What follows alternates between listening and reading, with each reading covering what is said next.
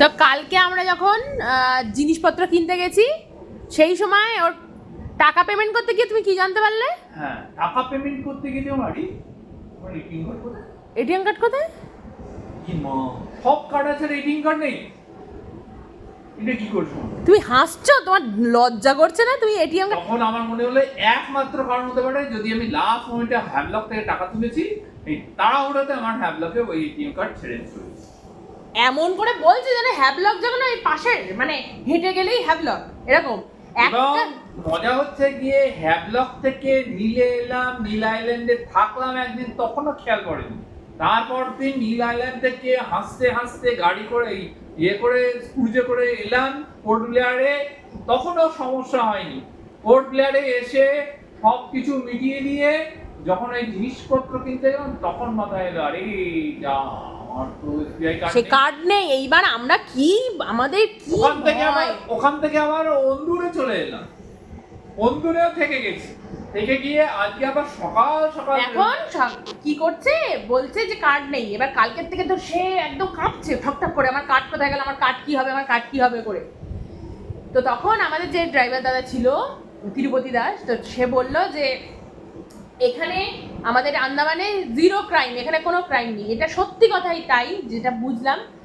যে বলল এখানে যদি কারোর কাছে কেউ কিছু পেয়ে থাকে, তুমি যদি কিছু ফেলে যাও, তাহলে সে সঙ্গে সঙ্গে সেটা নিয়ে পুলিশ স্টেশনে জমা দিয়ে দেয়। এই একটা ভীষণ ভালো এখানকার একটা ব্যাপার দেখলাম। তো আমার কি বলবো, এবারে আমার সত্যি কিছু বলার নেই। মানে সেই প্রথম দিন থেকে আমাদের মানে কি যে চলছে, কিসের যে কি যে হয়েছে আমি জানি না। সেই কার্ড খোঁজার জন্য আজকে সকালবেলা এখান থেকে লোকাল বাসে করে 1.5 ঘন্টা জার্নি করে পোর্ট ব্লেয়ার গেছে।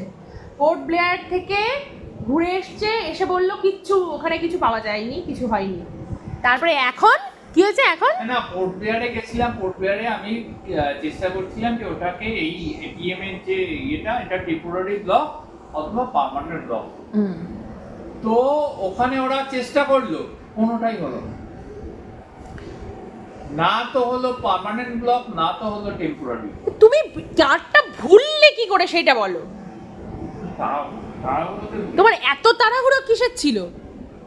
তাড়াহুড়ো ছিল তখন তো যেতে হবে, ক্রুজে উঠতে হবে, তাড়াহুড়ো সব কিছু তাড়াহুড়ো সব তাড়াহুড়ো মানে 3:15 মধ্যে উঠলে তবে তুমি যেটা ভাবে।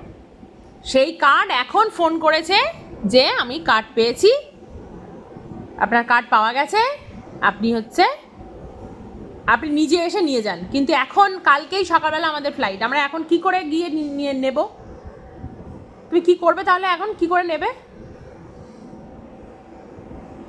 সমস্যা আছে কিন্তু পাওয়া যাবে, সেটার জন্য অসুবিধা কিছু নেই। এই কার্ডটা কুরিয়ার করে পাঠাবে।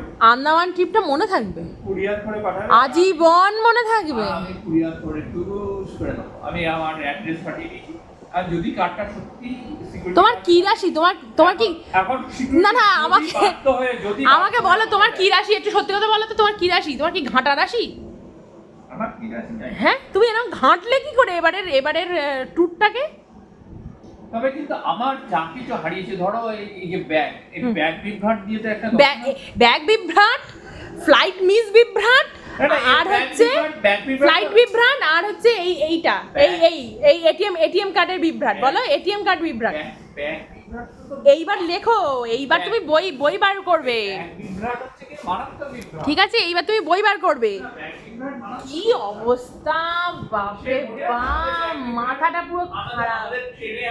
আমরা ব্যাগ বিভ্রাটের গল্পটা তোমাদেরকে একদিন বলবো, এই মহাশয়ের ব্যাগ বিভ্রাটের গল্পও একদিন আমি তোমাদেরকে বলবো, ঠিক আছে? তো আপাতত এখন কার্ডের সন্ধান পাওয়া গেছে, কিন্তু কার্ডটা কতক্ষণে হাতে আসবে জানি না। তো কার্ডটা যদি পেয়ে যাই তো খুব ভালো, পাবো কিন্তু কিভাবে পাবো জানি না। তো পাওয়ার পরে তোমাদেরকে জানাবো আরেকটা ভিডিওতে পেয়েছি কি পাইনি। ততক্ষণের জন্য দেখা যাক কি হয়। চলো টাটা।